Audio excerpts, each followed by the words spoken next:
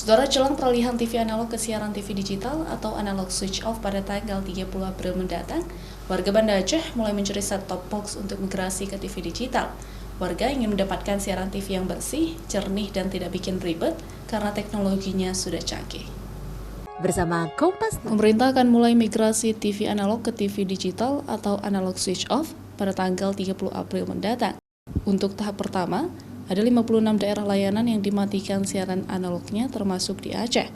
Sebagian warga pun sudah mulai mencari set-top box atau membeli televisi digital untuk menikmati layanan siaran TV yang bersih dan jernih.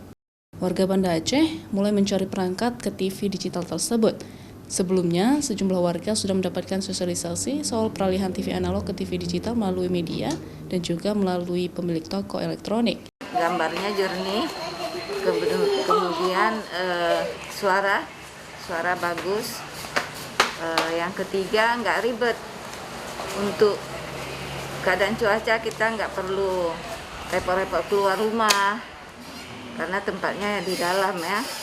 Sementara itu, perangkat set-top box sudah mulai banyak dijual di toko elektronik, bahkan sebelum peluncuran analog switch off ditunda pada Agustus tahun lalu.